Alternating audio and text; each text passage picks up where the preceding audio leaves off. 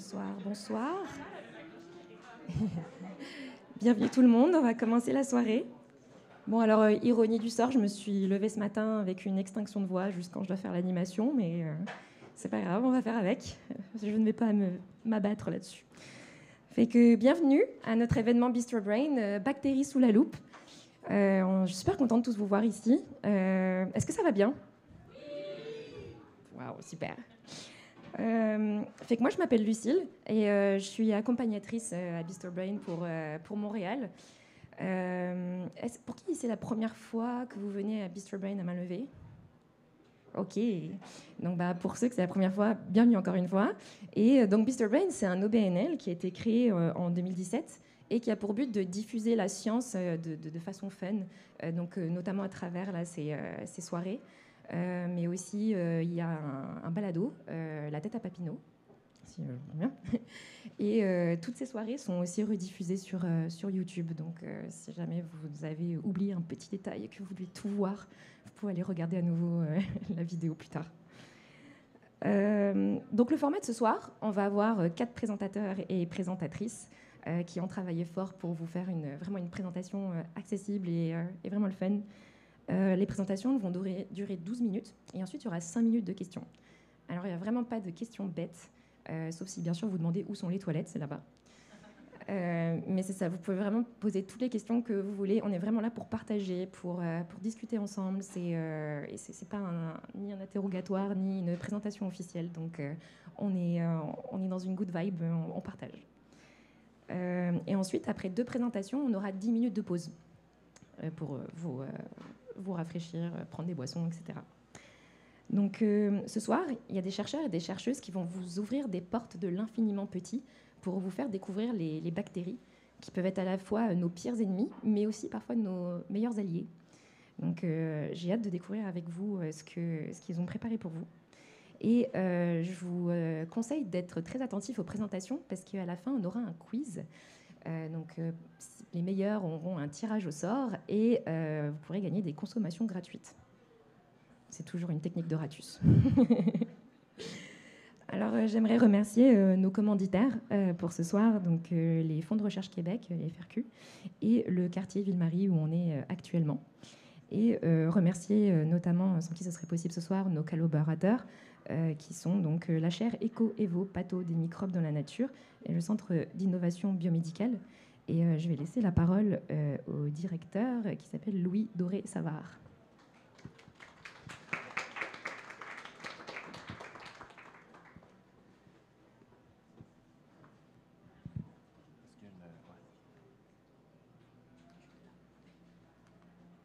Merci beaucoup. Merci. Je suis content d'être là. C'est la 2e année que le Centre d'innovation biomédicale présente un événement Bistro Brain. On est très content de collaborer avec vous encore cette année. Merci à Alexis, à Marie-Claudel, Idrissi et toute l'équipe que je rencontre aujourd'hui. Je vais seulement prendre quelques minutes pour vous parler de notre centre, le Centre d'innovation biomédicale. Est-ce que c'est un pointeur? Oui. Le Centre d'innovation biomédicale de la Faculté de médecine de l'Université de Montréal. C'est nouveau. C'est un centre qui existe maintenant depuis à peu près 2 ans. Je vais vous raconter son histoire juste en 2 petites minutes. La raison pour laquelle on est là, puis que nos merveilleux présentateurs vont venir vous voir ensuite, c'est que la plupart d'entre eux, mais pas tous, sont membres du centre et appartiennent à un des axes de recherche que je vais vous présenter. Donc, je vous présente l'écosystème de recherche de l'Université de Montréal, qui est un des écosystèmes de recherche les plus dynamiques au Canada, en Amérique du Nord, et qui se classe très bien aussi partout à travers le monde. Donc, évidemment, sur la montagne ici, on a l'Université de Montréal et son campus principal, mais pas seulement. On a aussi plusieurs centres de recherche qu'on appelle des centres de recherche ou des centres affiliés ou des instituts affiliés qui sont dans des hôpitaux, dans différents instituts à travers la région de Montréal. On en reconnaît quelques-uns facilement, le CHU Sainte-Justine, le CHUM, et plusieurs autres. Et le Centre d'innovation biomédicale est le dernier né de cette famille-là. Il n'apparaît même pas sur la carte, mais il est ici, au milieu du campus principal. Et il regroupe, et puis évidemment, on a d'autres collaborateurs. On a mis nos collaborateurs qui travaillent sur l'intelligence artificielle parce que c'est très d'actualité, les gens de Mila, et le nouveau campus 1000 également, où on y fait des sciences naturelles. Donc, le Centre d'innovation biomédicale d'abord, vient regrouper des chercheurs qui travaillent en recherche fondamentale. Donc, je vous ai parlé des centres de recherche qui sont dans les centres hospitaliers. Beaucoup font de la recherche clinique, travaillent avec des patients, rencontrent les patients, travaillent à améliorer le système de santé, travaillent sur différents traitements. Nous, on fait de la recherche fondamentale, c'est-à-dire de la recherche qui s'intéresse aux mécanismes fondamentaux de la vie, de tout ce qui est vivant, des bactéries dont on va discuter aujourd'hui, jusqu'aux animaux et aux êtres humains. Dans notre centre de recherche, on a 53 chercheuses et chercheurs qui sont tous des professeurs d'université dans 5 différents départements où il se fait de la recherche fondamentale en laboratoire. Et leurs employés de recherche qui font tourner toutes ces activités, ces belles activités de recherche, et leurs étudiantes, étudiants, stagiaires postdoctoraux, stagiaires du baccalauréat, etc. C'était important pour nous de regrouper les gens qui faisaient de la recherche fondamentale sur le campus dans plusieurs thématiques de recherche parce que, oui, ils travaillent tous sur des sujets différents, mais ils utilisent beaucoup de techniques qui se ressemblent. Puis nous, on les amène dans un centre de recherche tous ensemble pour collaborer sur différents sujets, pour faire avancer la recherche un petit peu plus loin, faire avancer les connaissances sur la vie et la santé humaine. Donc, je ne vais pas passer ça en revue très longtemps, mais on a plusieurs thématiques de recherche qui s'intéressent à plusieurs secteurs des sciences biomédicales. La biologie structurale travaille plus sur les mécanismes très moléculaires, la signalisation cellulaire, les communications cellulaires, les interactions hôtes pathogènes auxquelles appartiennent plusieurs de nos présentateurs puisqu'ils travaillent sur les bactéries et comment elles affectent la santé humaine et l'environnement. Et on a un groupe qui a présenté à l'événement Bistro Brain de l'an dernier, qui travaille très fort sur le cerveau, autant au niveau cellulaire qu'au niveau des systèmes qui organisent notre cerveau. Évidemment, une raison fondamentale pour laquelle on bâtit un centre de recherche, c'est pour nos plateformes technologiques. Vous aurez l'occasion de peut-être venir nous visiter au Forum de l'innovation du 10 mai prochain à l'Université de Montréal, où on pourra vous montrer des éléments de nos plateformes qui sont des équipements qui coûtent très, très cher, parfois des millions de dollars, qu'on met en plateforme pour que tout le monde puisse venir les utiliser puis faire avancer leur recherche. Je les nomme ici, mais les plus importantes pour nous au centre de recherche sont surtout rattachées à l'examen de l'infiniment petit, c'est-à-dire la microscopie optique pour regarder au niveau cellulaire et au niveau moléculaire, et même au niveau de l'atome dans la microscopie cryo-électronique. Donc, je remercie encore une fois l'équipe de Bistro Brain.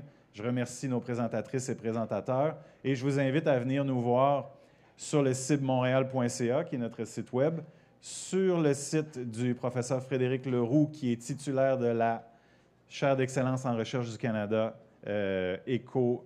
Évo-Éco-Patho des microbes dans la nature, et de vous intéresser aussi à d'autres événements de vulgarisation scientifique focusés, plus concentrés sur les sujets de la microbiologie qui seront disponibles dans un futur rapproché. Je vous remercie beaucoup et bonne soirée.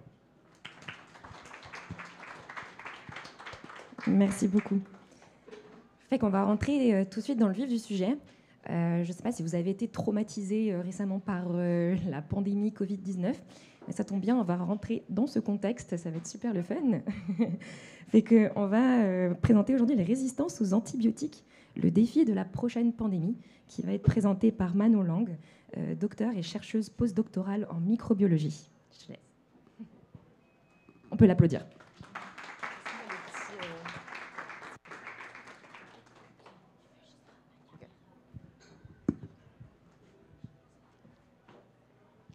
Ok, vous m'entendez bien? Ça va? Donc bonjour à tous, je m'appelle Manon, je suis ravie de démarrer cette session concernant les bactéries. Quand on dit bactéries, la plupart du temps, on pense d'abord à maladie. Et donc c'est pour ça que je vais parler de la résistance bactérienne aux antibiotiques. Alors il y a quelques années, j'étais à une soirée, et à cette soirée, il y a une fille qui avait probablement un petit peu trop bu, et je l'ai vue sortir de son sac une boîte d'antibiotiques. Et j'étais la seule choquée. Donc le but, à la fin de cette présentation, c'est que vous soyez également choqués. Je me suis rendu compte qu'il y avait très peu d'informations en fait, concernant ce que c'était un antibiotique et pourquoi il fallait vraiment qu'on fasse attention à notre consommation d'antibiotiques. Parce que les antibiotiques, ce n'est pas une molécule miracle, ça ne marche pas contre les virus. Les antibiotiques, c'est vraiment contre les infections bactériennes. Alors qu'est-ce que c'est une bactérie déjà ? Une bactérie, c'est un organisme unicellulaire, une seule cellule. Nous, c'est 10 000 milliards de cellules. Bactéries, une seule. Elles sont omniprésentes, il y en a vraiment partout sur Terre, même dans les endroits très hostiles. Et on va dire que ça représente à peu près 1,5 kg de notre poids, parce qu'on en a évidemment dans notre intestin. Et ces organismes sont capables de croître très très rapidement. Alors ici, c'est accéléré. Mais à titre indicatif, cette bactérie-là, en 15 minutes, elle est capable de se diviser en deux. Donc on passe d'une bactérie à deux. Nous, il nous faut 20 à 40 ans à peu près. Et c'est pour ça que les bactéries, elles peuvent être responsables de maladies qui sont très très dures à soigner. C'était le cas de la peste, le choléra. Bon, aujourd'hui, c'est un petit peu moins le cas dans nos pays en tout cas. Mais ça peut être aussi des caries ou des infections urinaires. Et heureusement, contre ça, on dispose d'un arsenal qui s'appelle les antibiotiques, ce qui signifie contre la vie. Pour vous expliquer ce que c'est un antibiotique, on va faire un petit peu d'histoire. On va parler de la découverte de la pénicilline par Alexander Fleming. Je suis toujours un petit peu fière de dire qu'on a un point commun, lui et moi, c'est qu'on n'est pas capable de ranger correctement notre poste de travail. Lui, ça lui a permis de découvrir la pénicilline. Donc Alexander Fleming, il part en vacances et en fait, il laisse traîner sur sa paillasse des boîtes de pétri. Une boîte de pétri, c'est donc une petite boîte dans laquelle il y a un gel avec des nutriments et ça permet aux bactéries de pousser. 3 semaines plus tard, il revient, il regarde ses boîtes, il voit ses bactéries, normal, mais il voit aussi qu'il y a une contamination. Il y a un champignon qui a poussé sur cette boîte, un champignon du genre Penicillium. En fait, ce champignon-là, c'était le modèle d'étude de son voisin de paillasse, mais comme ses boîtes traînaient, le champignon a réussi à pousser dessus. Puis il regarde mieux, et il voit aux abords de ce champignon une zone comme si les bactéries étaient mortes. Et donc, il en déduit que le champignon Penicillium produit probablement une molécule, un composé, qui va tuer les bactéries. Et c'est pour ça que ça s'appelle la pénicilline, du champignon Penicillium. Et effectivement, en fait, un antibiotique, c'est un composé qui est produit par les micro-organismes dans une logique de compétition. Les micro-organismes dans l'environnement, ils sont en contact les uns les autres, dans la terre, dans les sols. Ils sont en compétition pour les nutriments et donc, pour se défendre entre eux, ils produisent des antibiotiques. La pénicilline, elle va être purifiée, produite en masse, et ça va permettre de sauver vraiment de nombreuses vies, notamment pendant la Seconde Guerre mondiale. Mais les problèmes commencent vite. On voit qu'on introduit la pénicilline, et quelques années plus tard, on se récupère à l'hôpital des patients qui ne répondent plus au traitement, parce que les bactéries sont devenues résistantes. Et ça, c'est systématique. Là, c'est pas exhaustif, c'est juste quelques exemples, mais c'est systématique avec chaque antibiotique. On introduit un antibiotique en clinique et on récupère des patients avec des bactéries résistantes aux antibiotiques dans les années qui suivent. Donc c'est quoi la résistance? La résistance, c'est la capacité qu'a une bactérie de rendre un antibiotique inefficace. Ce qu'il faut retenir, c'est que ça n'a pas apparu comme par magie juste après l'utilisation de la pénicilline. On trouve des fragments d'ADN donc, qui portent l'information génétique qui permet la résistance dans des échantillons très très très anciens. Et en fait, c'est normal, c'est parce que, on l'a dit tout à l'heure, la bactérie, c'est elle qui va produire l'antibiotique, bactérie champignon, et donc pour ne pas s'intoxiquer elle-même, elle doit être capable de se défendre. Donc elle porte des gènes de résistance aux antibiotiques. Plusieurs stratégies pour se défendre contre les antibiotiques. La première, c'est l'imperméabilité. La bactérie, elle est dotée d'une membrane, vous voyez ça un petit peu comme notre peau, et parfois cette membrane ne laisse pas passer l'antibiotique. Si l'antibiotique ne peut pas rentrer dans la cellule bactérienne, il ne peut pas agir parce qu'il va vraiment cibler des processus qui sont essentiels à la bactérie. Donc il doit rentrer dans la cellule. Elle peut posséder ce qu'on appelle des pompes à efflux. En fait, c'est des pompes qui prennent l'antibiotique, l'aspirent et le rejettent en dehors de la cellule. Elle peut être capable de dégrader l'antibiotique, ou alors elle modifie sa cible, c'est-à-dire que l'antibiotique, il est plus capable de reconnaître la cible qu'il vise pour interférer avec la bactérie, et donc il est rendu inefficace. Mais aujourd'hui, la situation liée à l'antibiorésistance, c'est vraiment un enjeu de santé publique majeur. En 2019, à peu près 1,1 million de morts directement liées à des bactéries résistantes, et la dernière étude parue annonce 39 millions de morts d'ici 2050. Et on se retrouve de plus en plus dans le cas à l'hôpital de patients qui ont des bactéries qu'on dit superbactéries pan-résistantes, parce qu'en fait, elles sont résistantes à tous les antibiotiques qui existent, et dans ces cas-là, c'est compliqué pour le patient. Alors comment on en est arrivé là? En fait, pour comprendre pourquoi on est dans cette situation critique, il faut comprendre la sélection naturelle. Et la sélection naturelle dit que les individus les mieux adaptés, ce sont eux qui vont survivre et se reproduire. Pour illustrer ça, un exemple très scolaire, des populations de girafes. On a des petites, des moyennes, des grandes girafes et on a des grands arbres. Forcément, les grandes girafes, ce sont elles qui vont être capables de se nourrir, qui vont survivre, qui vont se reproduire et qui vont donner des grandes girafes. Donc par sélection, on va avoir que des grandes girafes. Pour les bactéries, c'est exactement pareil. Imaginez la résistance comme un bouclier et on tire sur la bactérie. Les bactéries qui ont le bouclier, ce sont elles qui vont survivre, tandis que celles qui sont sensibles à l'antibiotique, qui n'ont pas de bouclier, vont mourir. Et ces bactéries qui ont un bouclier, elles vont pouvoir transmettre cette résistance à leur descendance. Jusqu'ici, c'est comme pour les girafes. Mais ça n'explique pas comment on se retrouve dans le cas de bactéries pathogènes, donc qui causent des maladies, qui en fait se retrouvent résistantes d'un coup à plein d'antibiotiques. Ce qui explique ça, c'est que les bactéries, elles ont une capacité vraiment étonnante. En fait, elles peuvent se transmettre des bouts d'ADN entre elles, vraiment par contact, comme si moi je vous touchais et je vous donnais mes cheveux noirs. Donc une bactérie qui est résistante, juste par contact, va pouvoir transmettre son gène de résistance à une autre bactérie qui est sensible. Et ça se produit partout. Ça se produit dans l'environnement, dans les sols, dans notre intestin, à l'hôpital, si une surface est mal désinfectée, par exemple.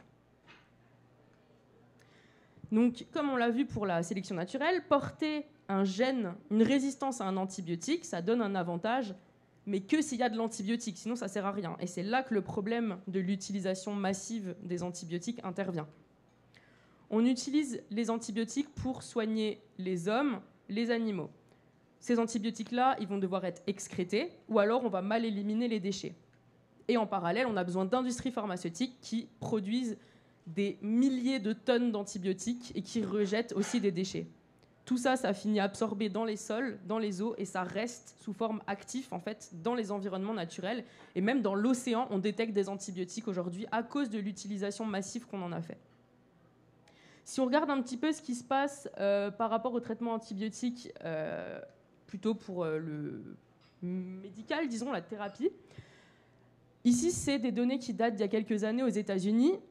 Le traitement des humains par les antibiotiques, c'est seulement 22% de l'utilisation des antibiotiques en, entre guillemets, thérapie. Tout le reste, c'est pour soigner les animaux. Mais il y a un tiers, c'est des antibiotiques qui ont été administrés aux animaux, mais qui ne sont absolument pas malades.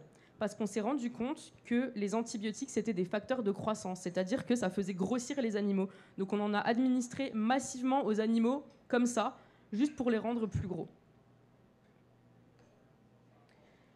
Les industries pharmaceutiques également vont produire, comme je l'ai dit, les antibiotiques. Et souvent, ces industries pharmaceutiques sont installées dans des pays de l'Ouest asiatique où il y a très très peu de normes environnementales. Et donc, les antibiotiques finissent relargués. Mais là, c'est pareil, c'est des quantités astronomiques qui finissent dans l'environnement.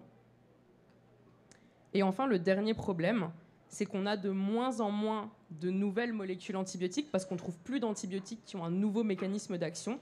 Mais en parallèle, les industries pharmaceutiques abandonnent toute la recherche pour les antibiotiques. Tout simplement parce que ça ne rapporte pas d'argent. Parce qu'on a des traitements pour le cancer, des traitements pour les maladies chroniques, qui sont des maladies plus longues avec des traitements plus coûteux. Donc tous les gros groupes pharma abandonnent et arrêtent de chercher des nouveaux antibiotiques alors qu'on en a vraiment besoin. Donc il y a quand même des solutions. Alors, il arrive encore qu'on trouve quelques rares nouvelles molécules.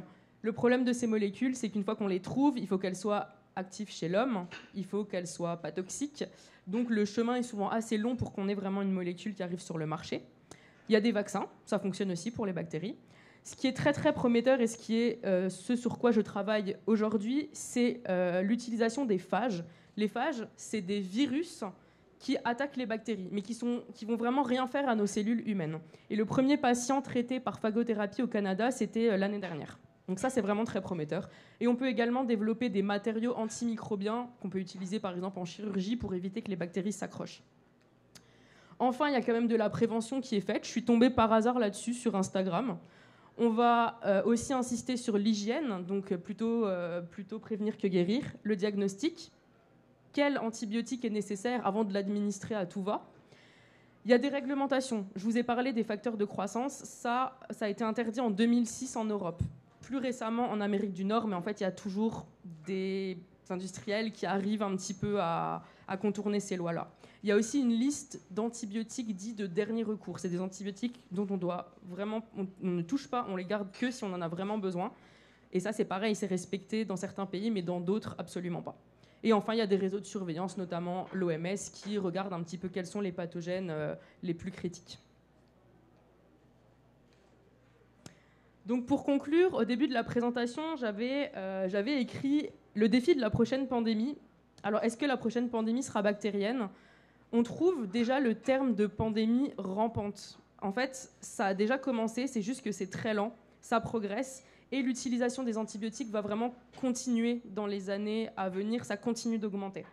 Donc nous, à l'échelle individuelle, ce qu'on peut faire, c'est respecter nos traitements, respecter les durées de traitement, bien éliminer nos déchets. Si vous vous blessez, désinfectez-vous, ça ne coûte pas grand-chose et ça peut éviter des problèmes.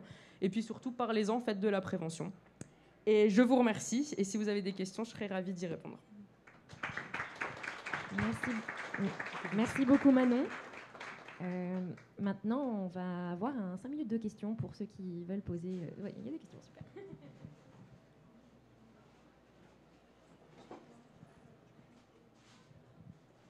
Allô, merci. Ma question, c'est pourquoi une bactérie elle serait résistante à un antibio? Est-ce qu'elle est pas résistante à un vaccin? Alors, c'est des mécanismes complètement différents. Je ne suis vraiment pas spécialiste en vaccin, mais l'antibiotique, c'est vraiment une molécule qui doit pénétrer à l'intérieur de la cellule et qui doit interférer avec la bactérie, alors que le vaccin, ça va plutôt intervenir en amont. C'est vraiment deux choses complètement différentes. Le vaccin, ça va reposer sur le système immunitaire de l'homme, alors que l'antibiotique, c'est vraiment une molécule qui est capable d'attaquer la bactérie sans notre aide. Je ne sais pas si c'est clair. Oui, c'est correct. Est-ce que je peux poser une deuxième question? Quand une bactérie, elle détruit ou elle modifie un antibio, est-ce qu'après elle le relâche ou elle le garde dans sa membrane, mais dans ce cas, ça la tue ou ça... Alors l'antibiotique, il est rendu inactif, mais c'est une bonne question parce que souvent, ça se passe même en dehors de la bactérie. Elle va par exemple excréter des petites protéines qui vont détruire l'antibiotique et il va rester à l'extérieur de la cellule. Mais c'est une bonne question.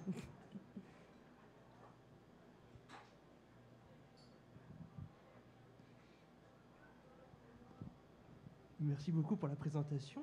Au sujet des super bactéries résistantes, est-ce qu'on connaît déjà celles qui sont les plus challengeantes, les plus problématiques, celles qui résistent plus aux antibiotiques ou qui sont les plus répandues? Pardon, j'ai pas compris le début de la question, excuse-moi. Les bactéries super résistantes, oui.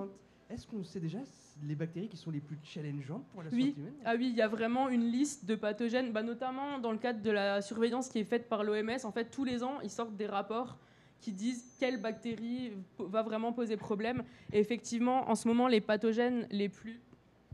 Non, c'est bon, excuse-moi.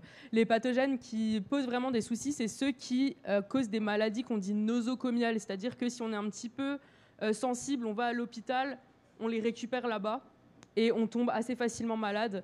Par exemple, la première, où elle est peut-être passée deuxième, c'est Escherichia coli. Et Escherichia coli, c'est responsable des infections urinaires. Et en fait, c'est ces bactéries-là qui aujourd'hui posent problème. Donc on se dit, si ça se trouve, dans quelques années, on va y passer à cause d'une infection urinaire. Enfin, je ne veux pas être dramatique, mais ça peut un peu être ça, quoi. Merci beaucoup.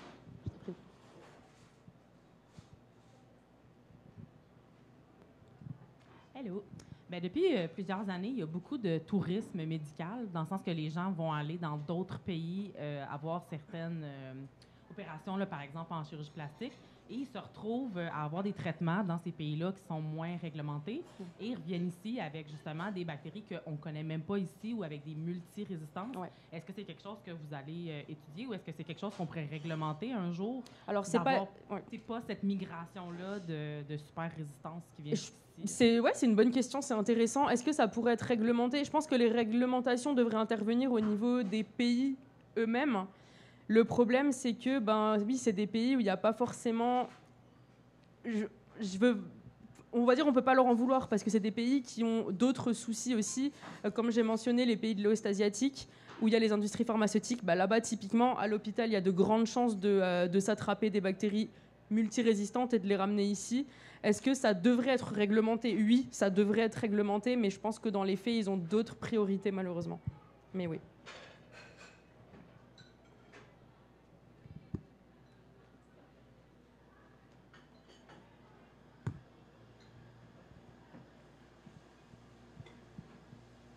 Bonjour, très belle présentation. Je me demandais, les phages, vous avez dit que c'était votre sujet de recherche, comment elles font pour s'en prendre aux bactéries?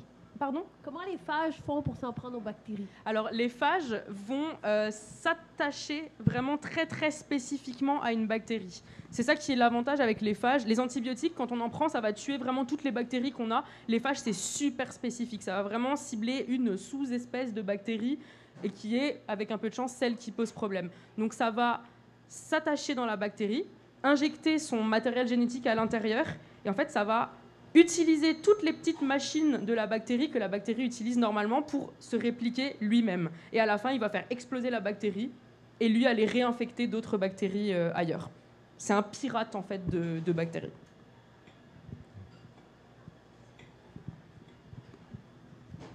Merci beaucoup Manon, on peut l'applaudir. Donc les antibiotiques, ce n'est pas automatique. Donc on va passer maintenant à la présentation de Cécile Berne. Cécile Berne a fait des études en microbiologie en France et durant sa carrière, elle a d'abord travaillé sur comment les bactéries dégradent des produits toxiques dangereux comme les pesticides. Et depuis 2007, elle étudie pourquoi et comment les bactéries s'attachent sur les surfaces et forment des biofilms. Et justement, Cécile va nous présenter les bactéries, ces petites bibites attachantes. Applaudissons-la.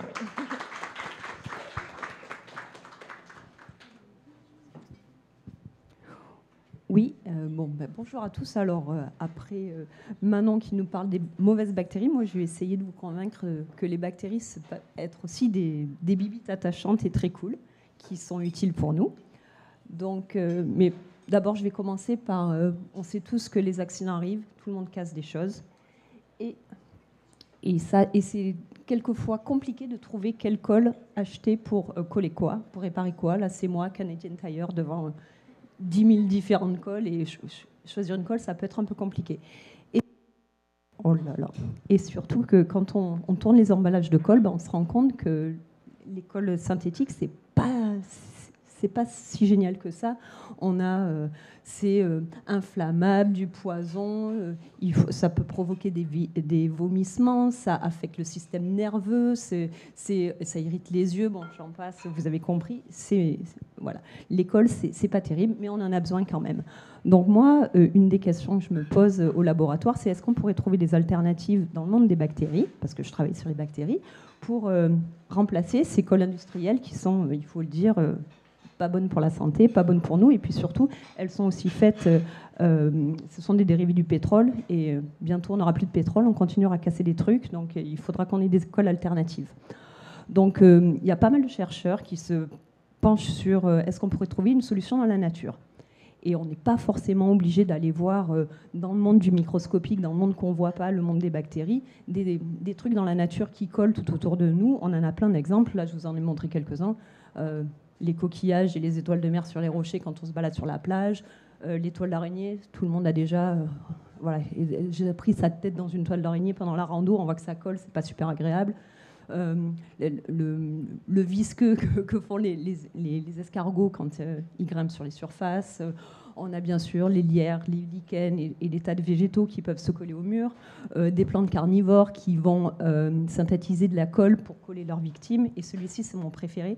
Ça, c'est un ver qui est capable d'éjecter des rayons de colle à travers ses yeux pour capturer ses proies avant de les manger. Voilà. Donc... comme je vous ai dit, il y a des chercheurs qui se sont déjà posé la question de trouver des colles naturelles. Et on a même des colles, vous vous en rendez peut-être pas compte, mais on a même des exemples de colles qui ont passé l'étape de la commercialisation. Donc par exemple, le velcro, tout le monde connaît le velcro. En fait, le velcro, ça a été inspiré de cette plante-là. Un jour, des chercheurs se sont rendus compte, quand ils revenaient d'une rando certainement, qu'ils avaient plein de bardanes collées à leurs habits. Ils se sont dit, tiens, est-ce qu'on pourrait étudier la structure de ces petits poils agrippants pour le mimiquer ça en laboratoire, le reproduire pour pouvoir faire du velcro, c'est ce qu'ils ont fait. On a aussi d'autres chercheurs qui se sont intéressés à la façon dont les geckos montent sur les surfaces. Et en fait, si vous mettez un gecko au microscope, vous pouvez voir qu'au bout de leurs orteils, ils ont des petits fils comme ça à l'échelle nanométrique, donc vraiment, vraiment petits. Et en synthétisant ça, en arrivant à reproduire ça en laboratoire, en fait, c'est comme ça qu'a été développé ce qu'on appelle le gecko tape. Vous savez, c'est les petits adhésifs qu'on peut mettre sur les murs pour coller des portraits ou quoi, au lieu de mettre des clous sur les murs pour ne pas les abîmer. En fait, la prochaine fois que vous mettez une affiche chez vous avec ce genre de truc, vous pourrez penser aux geckos, c'est grâce à eux. Et finalement, on a aussi de la colle chirurgicale qui s'appelle la Celtac, qui est en fait, qui a été synthétisée grâce à des protéines de moule. Donc, et c'est de la colle qui va servir quand on a des coupures ou qu'on doit nous faire des points de suture, au lieu de nous recoudre maintenant, suivant où les cicatrices sont faites. Oh, pardon, il y a une croix là, il faut que je reste sur la croix. Voilà. Donc oui, et donc cette colle a été inspirée de protéines de moule. Donc vous allez me dire, Cécile, l'école biologique, c'est déjà fait. Ta recherche, elle ne sert à rien. Attendez. Donc, si on regarde juste la capacité, la force d'adhésion de ces cols biologiques comparées aux cols synthétiques, bon, ok, là, je vous ai mis juste 2 exemples. La colle de moule et la colle de gecko, c'est plus fort que la colle à papier, mais si on compare à la superglue ou à la composite dentaire, c'est la colle la plus forte synthétique qui existe à nos jours. C'est celle qui va coller les dentiers. Bon, vous pouvez voir qu'elle ne colle pas très bien. Et c'est là que les bactéries interviennent. Nous avons une colle qui est synthétisée par cette bactérie qui s'appelle Colobacter. Je vais vous reparler de cette bactérie après. Sa colle, ça s'appelle le Holdfast. Et comme vous pouvez voir, c'est 3-4 fois plus collant que la superglue. Donc moi, je travaille sur cette colle-là. Donc juste pour vous donner un petit ordre d'idée, si on avait une goutte de colle, donc si on prend une goutte de colle issue de la technologie du gecko, on peut arriver à coller une figurine à peu près, 5-10 grammes. Pas terrible. Si on utilise une goutte de superglue, les plus vieux d'entre vous se rappelleront peut-être, dans les années 2000, il y avait une pub à la télé où il y avait un gars de la construction qui se mettait une goutte de colle sur son casque et on pouvait le coller au plafond. Bon, si on pouvait faire ça avec le Holdfast de Colobacter, on pourrait coller une vache. Et je tiens à dire que ça n'a pas été testé en laboratoire parce que mon papa croyait, quand je lui ai raconté cette anecdote, il croyait qu'on collait vraiment des vaches au plafond. Non, c'est juste des équations mathématiques.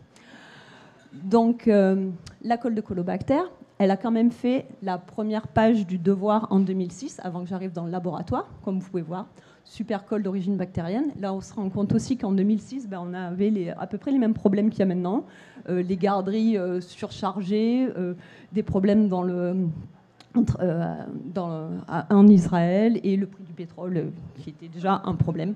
Donc voilà. Mais là, nous parlons de Colobacter, c'est écrit beaucoup trop petit. Donc je vous ai juste pris une phrase. Les chimistes n'ont jamais réussi pareille performance, mais une bactérie y parvient depuis la nuit du temps. Donc, Colobacter est capable de faire la colle la plus puissante jamais mesurée. C'est quand même cool. Donc, depuis tout à l'heure, je vous parle de Colobacter, mais ok, qui est Colobacter? Donc, Colobacter, c'est une bactérie non pathogène, c'est-à-dire qu'elle ne crée pas de maladie. Personne n'est jamais mort à cause de Colobacter. Elle habite dans l'environnement, on la trouve où il y a de l'eau, il y a du Colobacter. Elle est très fréquemment retrouvée dans tous les habitats aquatiques. Là, tout le monde a bu de l'eau, vous avez tous bu des Colobacter. Il y en a certainement dans la bière aussi, de partout. Voilà. Mais, donc ça, c'est une jolie photo que j'ai prise moi, de Colobacter. Donc vous pouvez voir, c'est une bactérie quand même assez marrante. Ça, c'est le corps de la bactérie. Là, en ordre d'idée, nous avons l'échelle, 1 micromètre. 1 micromètre, c'est si vous prenez un cheveu, vous le découpez 100 fois avec des tout petits ciseaux, vous avez la taille d'une bactérie, donc c'est petit. Et cette bactérie a une queue. Et au bout de la queue, cette espèce de nuage, là j'ai fait un zoom, cette espèce de nuage, c'est ça le Holdfast. Là vous regardez la colle la plus puissante jamais mesurée en laboratoire. J'espère que vous appréciez ça. Donc le Holdfast, donc comme je vous dis, c'est tout petit et c'est crucial pour l'adhésion aux surfaces et la formation de biofilms. Donc qu'est-ce que c'est qu'un biofilm? Hop, un biofilm, c'est ça. Ça, c'est un biofilm de Colobacter. Donc un biofilm, c'est une communauté composée de micro-organismes attachés à une surface. Ok. Là, vous voyez des cellules individuelles. Je vous ai montré les mêmes sur la diapo d'avant. Et donc là, vous voyez un amas un abat de bactéries qui sont en fait collées sur un grain de poussière. J'ai mal nettoyé mes lamelles de verre avant de les passer au microscope et voilà ce qui se passe. Et là, vous avez des millions de milliards de bactéries qui sont accrochées à la surface et qui forment une communauté. Donc les biofilms sont partout. Donc on sait qu'il y a des bactéries partout, Manon vous l'a dit, dans l'environnement, dans le corps humain, tout ça. Mais ce qu'elle ne vous a pas dit, c'est que ces bactéries, elles sont dans la nature, elles sont en biofilm. Donc des biofilms, on va en trouver dans les environnements, les rochers qui glissent dans les rivières, c'est des biofilms. La prochaine fois que vous glissez quelque part, vous penserez à Colobacter, c'est certainement de sa faute. On en a aussi dans les aliments, pour transformer le lait en fromage, c'est un biofilm. Dans le natto, si on veut faire fermenter des haricots, voilà. On en a, malheureusement, on en a aussi... ça peut pousser sur la peau. Là, vous avez une jolie plaie qui a été infectée par un beau biofilm bactérien. Donc c'est pour ça qu'il faut se désinfecter. On en a malheureusement aussi très souvent dans les verres de contact. S'il y en a entre vous si parmi vous, il y a des gens qui mettent des verres de contact, n'oubliez pas de vous laver les mains avant de les mettre et de les mettre dans une solution antibactérienne le soir quand vous dormez, parce que les bactéries adorent faire des biofilms sur les verres de contact. Là, c'est juste un exemple de tuyau qui est tout bouché avec un énorme biofilm de bactéries. On a aussi des biofilms dans les stations d'épuration, par exemple. Donc voilà. Donc pourquoi est-ce que les bactéries font des biofilms ? Bon, d'abord... si dans la nature ça a été sélectionné pour faire des biofilms, c'est qu'il y a un avantage. Donc les bactéries, une fois qu'elles sont en biofilm, elles sont à l'abri des prédateurs. Vous imaginez si vous êtes tout seul dans un environnement, comparé si vous êtes un amas de millions de milliards, on va dire l'union fait la force, vous allez résister aux prédateurs plus facilement, vous allez aussi résister aux caprices de l'environnement, vous allez mieux résister aux changements de température, aux changements de pH, aux différents changements dans l'environnement. Donc, dans la communauté, dans le biofilm, vous pouvez partager les ressources et la nourriture. Qu'est-ce que j'entends par là ? Pas toutes les bactéries aiment manger la même chose. Un peu comme, je sais pas moi j'aime pas trop les brocolis, ma voisine n'aime pas le fromage. Je peux lui donner mon brocoli, elle me donne le fromage. Si vous êtes tout seul et que vous avez juste un aliment que vous aimez pas, c'est plus compliqué, vous n'avez pas le choix, vous allez le manger quand même. Donc voilà, donc elles peuvent comme ça partager les ressources. Elles sont, comme l'a dit Manon, capables d'échanger leur matériel génétique. Si vous êtes toute seule dans un environnement et que vous ne voyez pas d'autres copines, vous avez peut-être de l'ADN donné, mais vous allez le donner à personne parce que vous êtes tout seul. Par contre, si vous êtes dans un biofilm, vous allez toutes serrer les unes comme les autres, je peux vous dire que c'est facile de donner votre ADN. Donc vos gènes de résistance aux antibiotiques, mais hop là, et tout un tas d'autres ADN. Et elles sont aussi plus résistantes aux produits toxiques. Qu'est-ce que je veux dire par là ? Et j'ai presque fini. Plus résistante aux produits toxiques, c'est-à-dire que oui, une bactérie isolée va être très sensible aux antibiotiques quand elle n'a pas les gènes de résistante ou d'autres produits. Alors que si elle est en biofilm, j'ai dit l'union fait la force, donc voilà. Et donc c'est une mauvaise nouvelle dans le cadre d'une infection ou d'un traitement antibiotique, comme on vous l'a dit, mais ça peut être aussi une bonne nouvelle si on se penche sur un projet de dépollution ou de traitement d'eau usée, par exemple. Si les bactéries sont capables de résister plus aux produits toxiques, elles seront plus capables de pouvoir faire de la dépollution. Donc, et qu'est-ce que j'entends par dépollution ? Donc ça, c'était la première expérience de dépollution qui a existé. Donc c'était en 1989, moi j'étais petite, vous étiez certainement pas nés, et c'était un supertanker qui s'est échoué au large de l'Alaska. Tout le pétrole est tombé, c'était une marée noire incroyable et tout. Il a fallu nettoyer tous les oiseaux, tous les phoques, tout ça. Mais une fois que tous les animaux étaient sauvés, la plage était quand même contaminée. Et en fait, il y a des chercheurs qui ont, avec des karchers, vaporisé des bactéries qui étaient capables de manger ces produits toxiques, étaient capables de manger le gasoline, et ils ont nettoyé les plages grâce à ça. Et après, pour la petite histoire, moi j'ai passé quelques années de ma vie à travailler sur d'autres dépollutions, les pesticides et les explosifs. Bon, tout ça pour vous parler que... Je vous ai parlé de biofilms. Il y a beaucoup de bactéries dans l'environnement qui font des biofilms, qui produisent en holdfast, et elles vivent dans des environnements très différents. Donc moi, ce qui m'intéresse au labo, c'est de savoir, OK, ces bactéries qui font de la colle, comment est-ce que la composition de ces colles est la même dans ces différents environnements qui, vous pouvez voir, sont très différents. Est-ce que les propriétés physiques et chimiques, mécaniques, tout ça, de ces holdfasts sont les mêmes? Et comment est-ce que ces adhésines ont évolué en fonction de leur environnement? Et tout ça pour répondre à la question finale, c'est est-ce que je peux utiliser toutes ces connaissances sur la formation de biofilms, la formation de colle chez les bactéries, pour pouvoir générer, pour avoir tous les ingrédients, pour pouvoir faire une colle universelle, forte, non toxique et biodégradable. Et voilà. Et ça, c'est mon labo. Merci beaucoup, Cécile. Et qu'on va passer aux questions.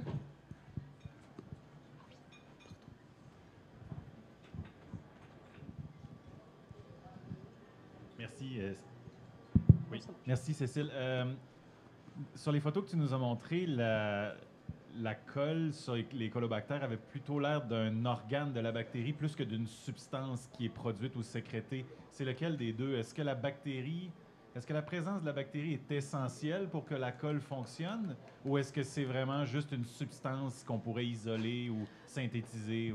Alors, c'est la bactérie qui produit la colle. Donc oui, la bactérie est essentielle pour la production de ce colle.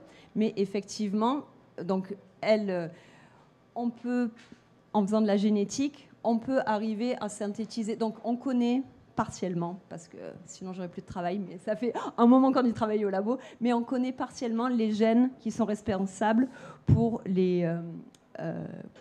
qui codent pour la formation, pour la formation des ingrédients de la colle. Donc, une fois qu'on connaît ces gènes, on peut effectivement, après, le reproduire ça en laboratoire et on n'a plus besoin de notre colobactère. Le problème pour l'instant, c'est que les ingrédients qu'on a identifiés, ce sont des ingrédients qui font une molécule chimique qu'on retrouve par exemple dans la carapace de crabe. Bon, les carapaces de crabe, c'est pas trop collant. Donc, on sait maintenant qu'il y a autre chose. Le problème, c'est qu'il faut arriver à trouver quoi. Et le challenge, c'est de travailler sur une colle aussi collante. Bon, vous imaginez, dans un laboratoire, c'est pas facile parce que ça colle à tout. Et en plus, ça fait, je vous ai dit qu'une bactérie, ça fait à peu près 1/100 de cheveux. Vous coupez encore une bactérie en 100 et vous avez la taille de la colle. Donc, oui. Mais on y arrivera.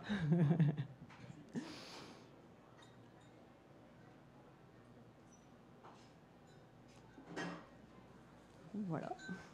Ah. Ça serait quoi l'utilisation proposée pour une colle aussi puissante? Et question niaiseuse, est-ce qu'elle peut se décoller? Très bonne question. Alors, oui. Donc, je vous ai dit, donc la bactérie est non pathogène, donc ça c'est bien. L'une des premières utilisations, ça serait de remplacer la colle de moule pour la colle chirurgicale.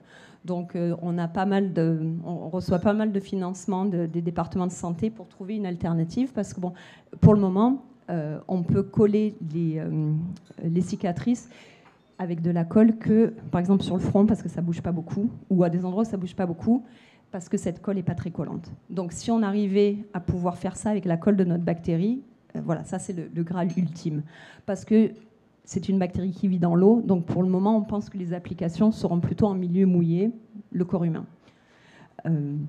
En sachant que d'ailleurs que la superglue marche super mal dans l'eau. Donc voilà. Donc on pourrait aussi réparer des coques de navire, par exemple, sans avoir à mettre les bateaux en cale sèche. On pourrait réparer ça directement dans l'eau, vu que la bactérie vit là-bas. Et la deuxième, oui, est-ce qu'elle est capable de se décoller? Alors, jusqu'à il n'y a pas très longtemps, on pensait que non, mais qu'une fois que c'était collé, mais on a trouvé au laboratoire qu'en utilisant des molécules d'ADN de cette bactérie-là, on arrivait à changer la capacité collante de la colle. Donc oui, on a une façon de la décoller, enfin de moduler son adhésion.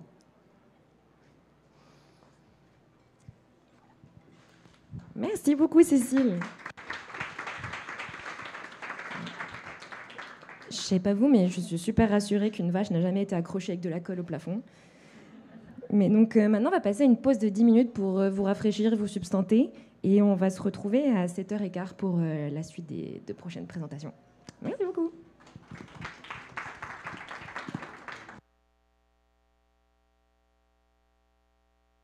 entendre les 2 dernières présentations. J'espère que vous vous êtes bien reposé les méninges pour la suite. On va changer un petit peu de cadre aujourd'hui. Là, on va parler de l'art et les bactéries. Donc, comment faire de la peinture vivante. Et cette présentation va être faite par Sébastien Zappa, qui est microbiologiste depuis 1997. Alors moi, j'avais 1 an en 1997, mais désolée. Donc, d'abord, chercheur en France, puis aux États-Unis. C'est aujourd'hui à l'Université de Montréal qu'il fait ses recherches. Et donc, on accueille, s'il vous plaît, Sébastien. Merci pour les présentations. Est-ce que je pourrais avoir le petit truc qui sert à faire bouger? Voilà. Alors. Ok, donc je vais vous parler d'art microbien. Vous connaissez cette image, hein, la jeune fille à la perle, à gauche et à droite. Et si je vous disais qu'il y en a une des deux qui a été faite avec de la peinture, ça ne va pas vous étonner, mais l'autre a été faite avec des bactéries. En l'occurrence, c'est celle à droite. Il y a 400 ans qui séparent ces deux représentations. À l'époque où l'original a été fait, on ne connaissait même pas l'existence des bactéries. Donc je vais vous raconter un peu comment est-ce qu'on peut arriver à faire ce genre de choses. Assez joli. Autre chose, donc on va voir si vous avez suivi un peu les autres présentations. Maintenant, on va parler de Alexander Fleming. Il y a des gens, des illustres microbiologistes qui ont fait de l'art bactérien, en l'occurrence Alexander Fleming, parce qu'il n'a pas fait que sauver avec la pénicilline des centaines de millions de vies, entre 200 et 500 millions de vies, il a aussi fait un peu d'art bactérien. Alors personnellement, je pense qu'il est meilleur en sauvetage de vie qu'en art bactérien, mais c'est quand même... on peut préciser voilà, que c'est un des pionniers de l'art microbien. Un microbe. Avant de parler d'art bactérien, enfin d'art microbien, on va un peu définir ce que c'est que les microbes. On en a un petit peu parlé déjà. Si vous regardez Wikipédia, donc c'est un organisme unicellulaire qui ne peut être observé individuellement qu'à l'aide d'un microscope. Donc en fait, on parle de choses qui sont vivantes et toutes petites. Pour se resituer, donc si vous imaginez un cheveu, le diamètre d'un cheveu, c'est 1/10 de millimètre. Et donc là, je vais vous demander, à votre avis, en comparaison d'un diamètre de cheveux, une bactérie, il y avait les réponses avant dans les présentations d'avant, on va voir si vous vous rappelez. Est-ce que c'est à peu près pareil, plus petit, beaucoup plus petit? Donc, bon, on va couper les cheveux en 100. On est 100 fois plus petit, ok? Un rapport de 1 à 100, c'est, vous imaginez, un être humain allongé devant 3 terrains de hockey, c'est ça, voilà, ça fait 100 fois plus grand. Donc une bactérie à côté d'un cheveu, elle se sent aussi petite que vous et moi devant 3 terrains de hockey, quoi. Alors, on a besoin pour faire de la peinture, pour faire de l'art, en fait, on a besoin de peinture, on a besoin d'un pinceau, on a besoin d'un support. Pour faire de la peinture avec des bactéries, donc en l'occurrence qui sont invisibles, comment est-ce qu'on s'y prend? Bon, la peinture, en l'occurrence, je vous donne les réponses, hein, on utilise les bactéries. Pour le pinceau, on utilise un bâton comme ça peut être du bois, ça peut être du plastique. Et le support, ça sera la boîte de pétri dont on a déjà parlé, c'est un peu le champ de bataille du microbiologiste, hein, qu'on utilise tous les jours. Donc c'est cette boîte en plastique qui fait une dizaine de centimètres de diamètre et qu'on remplit de milieux nutritifs sur lesquels poussent les bactéries. Mais j'ai toujours pas répondu à la question comment est-ce que l'on peint avec des bactéries. Donc en fait, voilà, peindre avec quelque chose d'invisible, on va utiliser le pouvoir, entre guillemets, le super pouvoir des bactéries de se multiplier extrêmement vite, parce que c'est leur nombre en fait qui vont les rendre visibles. Ce qui se passe, c'est que si vous avez, donc sur la boîte de pétri, vous avez le milieu nutritif, donc la nourriture pour bactéries. Si vous avez une bactérie, donc visible uniquement au microscope, invisible à l'œil nu, elle va se diviser. Alors ça change selon les espèces bactériennes, mais ça peut aller de 15 minutes à plusieurs heures. Et donc à chaque fois qu'elle se divise, en fait, elle va se répliquer à l'identique. On parle de clone.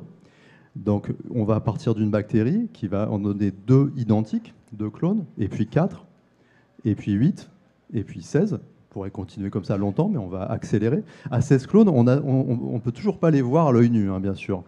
Mais si on accélère, à la fin, on en a, alors ça prend entre quelques heures ou une nuit en gros, on a plusieurs milliards de clones, tous groupés ensemble. Et donc ça, c'est ce qu'on appelle une colonie. Et ça, c'est visible à l'œil nu. Et alors, si je reviens dans notre perspective d'art, une colonie, c'est un point sur un support. Si je pars de plusieurs bactéries éparpillées sur ma boîte, j'ai plusieurs points. Et si j'ai des points rapprochés, j'ai une ligne. Et donc, si je suis capable d'avoir un support sur lequel je peux dessiner des points et des lignes, je suis capable de faire un dessin. Alors, ça peut ressembler à ça. Ça, c'est le genre de truc qu'on voit au labo. Alors, c'est de l'art, on va dire, un peu abstrait. En l'occurrence, il n'y avait pas de motivation artistique derrière ça. C'est juste une procédure qu'on utilise pour le travail, pour isoler nos mutants. Par contre, on peut s'amuser à faire de l'art comme ça. Alors, je vous laisse apprécier l'effort de l'artiste. On n'est pas la jeune fille à la perle, mais on n'est pas loin non plus. Enfin, ça va venir. Mais vous allez me dire, quand on fait de la peinture, c'est quand même pas mal d'avoir des couleurs. C'est bien le monochrome, mais les couleurs, c'est quand même sympa. Les bactéries sont naturellement très souvent colorées. Enfin, on parle de pigments. Donc ce que vous voyez ici, c'est une de ces grandes sources chaudes qu'on voit à Yellowstone. Alors pour vous resituer, chaque petit point là que vous voyez, c'est une voiture. Donc c'est vraiment énorme. Et toutes les couleurs que vous voyez, et à l'exception du bleu profond au milieu, mais tout ce qui est autour, entre le vert, le jaune, le orange, le marron qui tire sur le rouge, en fait, ça, ce sont des colonies bactériennes en fait, qui donnent ces couleurs-là. Si on revient à une échelle de laboratoire dans les boîtes de pétri, donc là, vous avez ces bactéries colorées. Donc ça, en l'occurrence, c'est une bactérie sur laquelle on travaille au laboratoire. Elle est capable de pousser en faisant de la photosynthèse, comme les plantes. Donc, elle utilise l'énergie de la lumière, en fait. Enfin, elle utilise l'énergie lumineuse pour la transformer en énergie chimique et pousser. Si on fait pousser cette bactérie sans lumière, juste en présence d'air, en fait, elle va respirer comme vous et moi. Et donc, on voit qu'elle n'a pas de couleur, ou très peu. En revanche, si on la prive d'oxygène et qu'on la met en présence de lumière, elle va être colorée. Elle fabrique des pigments qui vont lui servir à la fois à se protéger de la lumière ultraviolette qui est nocive, comme pour vous et moi, les CF, les coups de soleil, etc. Mais elle va aussi se servir d'autres pigments en fait, pour capter la lumière infrarouge et faire son énergie et se propager. D'autres exemples de bactéries colorées, alors, je fais attention de ne pas trop bouger. Celle-ci, qui est très jolie, avec son pigment violet, la violécéine. Dans la nature, en général, quand on voit ce genre de choses, des couleurs, c'est qu'elles remplissent une fonction. Alors là, en l'occurrence, cette fonction, ça lui sert d'antioxydant, donc combattre le stress oxydant, et ça lui sert aussi d'antifongique, donc c'est une molécule qui va ralentir la croissance de champignons, des mycoses en l'occurrence. En effet, on trouve cette bactérie fréquemment sur le dos des salamandres. Et en fait, elle se nourrit en fait de la peau des salamandres. Et en retour, en fait, elle protège la salamandre d'infections données par des champignons, grâce à ce composé violet. Un autre exemple, alors là, on est dans le cadre d'une bactérie qui peut vous rendre malade. Et en l'occurrence, elle utilise ce pigment rouge pour détourner en fait l'attention du système immunitaire. Donc elle arrive plus facilement à s'évader en fait, du système immunitaire grâce à ce pigment. Autre exemple, dans chacun des tubes, en fait, c'est la même bactérie que vous voyez, mais vous voyez qu'il y a une différence de coloration. Il y en a une qui est plus verte. C'est juste qu'en fait, quand on les fait pousser dans des conditions différentes, en fait, on va stimuler des mécanismes de ce qu'on appelle de séquestration du fer. La bactérie, dans ce cas-là, en fait, va synthétiser une molécule de couleur verte qui va lui servir en fait à assimiler le fer qu'il y a dans son environnement. Comme elle a besoin de fer, comme nous on a besoin de fer dans notre alimentation. Ça c'était pour vous présenter succinctement, parce que ça pourrait durer beaucoup plus longtemps, mais une palette de couleurs naturelles qu'on trouve dans la nature. Je vous ai montré dans la nature à Yellowstone, mais aussi qu'on peut voir en laboratoire. On peut aussi créer des palettes de couleurs de façon artificielle. Chaque carré que vous voyez en fait ici, c'est la même bactérie. C'est juste qu'elle a subi des modifications génétiques qui lui donnent des couleurs différentes, une couleur différente pour chaque modification. Comment est-ce qu'on s'y prend, en fait, pour faire ce genre d'opération? Imaginez que vous trouvez une anémone de mer violette très jolie et vous dites « Ah, cette couleur est magnifique, j'aimerais bien que ma bactérie ait cette couleur ». Vous prenez l'ADN, la portion d'ADN où il y a l'information génétique qui contient la recette de fabrication de cette couleur. Vous l'introduisez dans une bactérie hôte et donc vous obtenez une bactérie modifiée qui produit cette couleur violette. Vous pouvez faire la même chose avec une méduse verte, par exemple, et vous obtiendrez donc à partir de la même bactérie hôte une méduse verte. Okay, c'est presque aussi simple que ça. Des fois, ça ne marche pas aussi bien, mais c'est presque aussi simple que ça. Si je vous ai choisi ces exemples d'anémones et de méduses, ce n'était pas au hasard, c'est parce qu'en l'occurrence, par exemple, on a au laboratoire toute une série de bactéries. Alors, la bactérie d'origine est incolore, enfin elle est blanchâtre.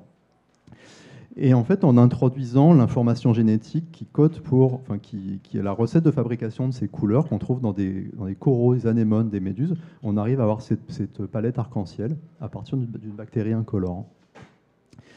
Là, on a parlé beaucoup de technique ou quoi, mais bon, on va essayer de revoir des choses un peu plus élaborées au niveau artistique, parce qu'on n'a pas vu beaucoup d'art. Donc là, voilà, je vous laisse admirer ces exemples. Alors vous avez le droit de manifester si vous trouvez ça beau. Hein. Vous voyez, toutes sortes d'influences, toutes sortes de couleurs. Donc alors après, c'est vraiment, la limite, c'est seulement l'imagination de l'artiste et sa dextérité, parce qu'on voit que entre le bonhomme patatoïde et ça, il y a quand même un monde. Voilà, on peut faire des belles choses sur plusieurs boîtes aussi.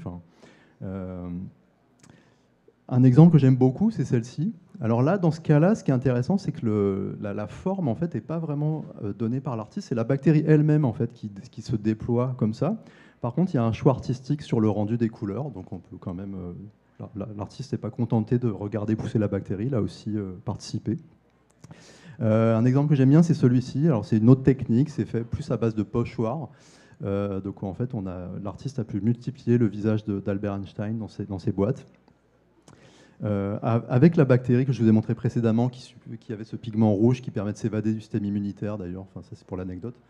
Et je vais terminer en vous parlant de ce qu'on appelle des collaborations artistiques involontaires entre humains et bactéries, parce qu'il se trouve qu'au cours de l'histoire de l'humanité, les humains ont fait de l'art avec des bactéries alors qu'ils ne savaient pas forcément qu'ils étaient en train d'utiliser des bactéries pour faire leur dessin. En l'occurrence, vous voyez, tout le panneau du haut, c'est à peu près 40-50 000 ans en Australie, des peintures rupestres. Les humains ont fait ces peintures, les bactéries ont poussé sur la peinture, ont remplacé la peinture, et c'est grâce à la présence de ces bactéries que ces vraiment très anciennes peintures nous sont parvenues. Là, on a un autre exemple. Là, en fait, vous voyez cette couche de vernis brune sur la roche. En fait, c'est une couche de bactéries. Et donc les humains en fait ont taillé la roche pour retrouver la couleur originale. Et dans ce dernier exemple, alors ouais, ça c'est à peu près 1000 ans, ça a à peu près 2000 ans. Et donc là, c'est les humains qui ont fait ça en fait sont allés chercher une pâte un peu rouge qu'ils trouvaient dans les lacs, qui se trouvait en fait être des bactéries. Et en fait, en la faisant chauffer, ils ont rehaussé la couleur, stabilisé la couleur et réalisé ces peintures. Donc voilà, c'est grâce aux bactéries en fait que cet art ancien nous est parvenu, et donc c'est encore un exemple de la longue histoire qu'on partage avec les bactéries, alors qu'on n'y prête en général pas attention. Et sur ce, je vous remercie. Je vais répondre à vos questions. Merci beaucoup Sébastien. On va passer aux questions.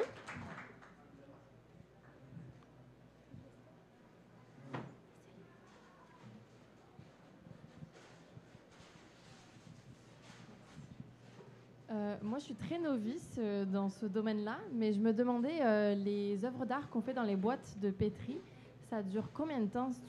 Une minute, une heure, une semaine, un mois? Pendant combien de temps est-ce qu'on peut les apprécier?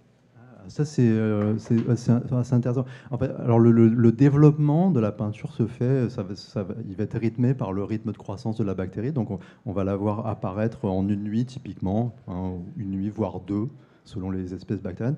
Mais alors après, donc ce que tu poses, c'est plus la question de la conservation, en fait. Et là, ça va être très variable, parce qu'en fait, si on laisse une boîte traîner, elle va sécher. Il y a des pigments qui peuvent se dégrader spontanément à la lumière, par exemple. C'est ce qui fait que c'est quand même un art un peu particulier, c'est parce qu'il est relativement éphémère. Alors il y a possibilité, alors par exemple sur le cas des visages d'Albert Einstein, je sais que l'artiste arrive à les mettre sous une couche de résine qui permet de stabiliser à la fois la masse bactérienne et la couleur. Mais dans l'ensemble, tout ce que j'ai présenté, c'est vraiment des choses qui sont en labo et qui sont éphémères. Donc j'ai envie de dire, c'est de l'ordre de quelques semaines qu'on peut les admirer.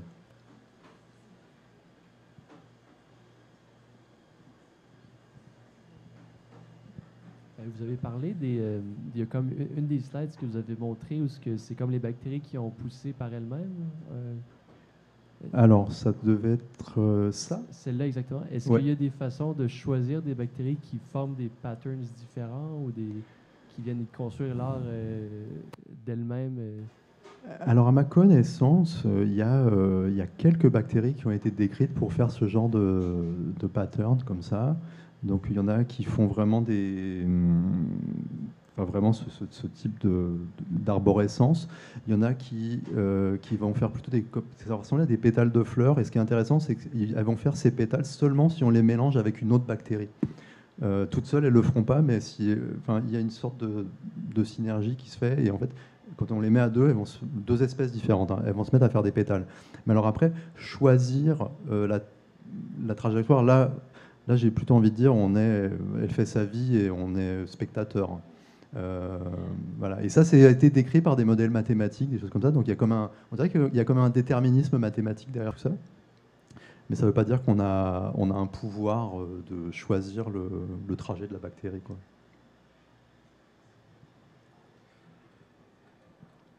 Merci pour la présentation. Est-ce que les artistes microbiens ont des méthodes pour réguler la croissance des bactéries, pour être sûr d'avoir un point et pas une tâche, typiquement? En fait, la différence entre un point et une tâche est un peu subtile. Ça peut être. Là, j'ai pas d'autres exemples, mais c'est vrai qu'il y a selon l'espèce bactérienne qu'on va utiliser, on peut avoir certaines qui vont faire ce qu'on a appelé des points ici. Nous, dans notre jargon, on appelle ça des colonies. Il y a des bactéries qui vont faire des toutes petites colonies très bien identifiées, avec des bords très nets. Il y a des bactéries qui vont faire des colonies plutôt gluantes, qui vont avoir tendance à s'éparpiller un peu par elles-mêmes. Si je reprends cet exemple-là, il y a quand même une belle diversité de différentes bactéries utilisées, où on voit qu'il y a vous voyez là, derrière cette espèce de nuage là, qui a été faite par une espèce en fait qui fait des espèce de trucs un peu filandreux que l'artiste n'a pas vraiment contrôlé. Ça s'est mis à pousser un peu comme ça. Alors que là, il y a des colonies qui sont beaucoup plus nettes, vous voyez, les petits points blancs, tout ça. Enfin, voilà. Donc ça va dépendre de l'espèce qu'on utilise, quoi. Enfin, en gros, hein, après, on peut jouer sur ce qu'on leur donne à manger, sur ce genre de trucs, mais... Je crois qu'il y a une question derrière.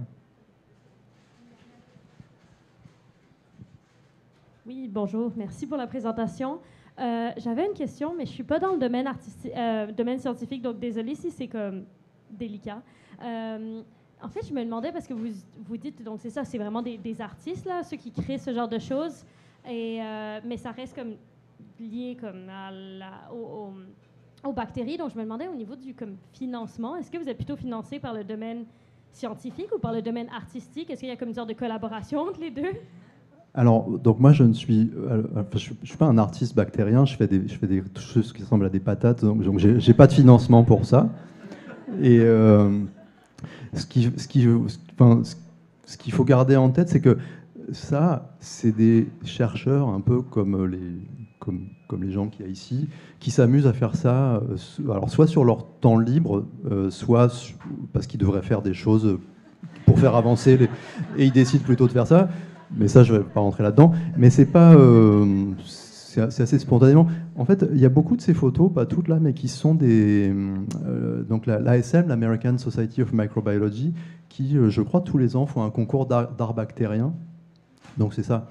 Donc ça reste quand même de l'art, même si c'est très beau, hein, je veux dire, vous voyez, tout ça, c'est quand même magnifique. C'est des amateurs, entre guillemets, c'est des chercheurs qui s'amusent à faire de l'art, quoi. Donc là, dans ma présentation, j'ai voulu rester sur quand même quelque chose d'un peu léger, mais je sais qu'il y a des choses quand même beaucoup plus de l'ordre de l'art contemporain. Il y a eu des expositions au MoMA. Alors on n'est plus vraiment là, on n'est plus vraiment dans des boîtes de pétri avec des poissons et des fleurs.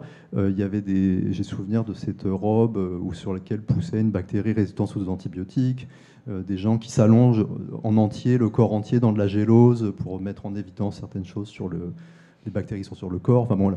Donc ça, c'est des vrais artistes, j'imagine, qui ont des financements. On n'arrive pas au MoMA comme ça. Voilà.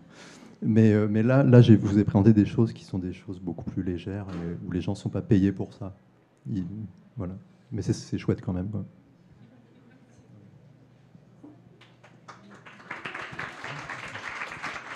Merci beaucoup, Sébastien. Un bon exemple que l'art et la science peut être compatibles. Fait que on est déjà à la dernière présentation, ça passe vite. Donc ça va être une présentation de Karine Dufresne sur le microbiote vaginal, ça sert à quoi? Donc Karine, après avoir obtenu un doctorat à l'Université de Montréal en 2020, elle a réalisé un post-doctorat à l'Université de Western en Ontario. Et elle est maintenant prof en sciences biologiques à l'UQAM, juste à côté.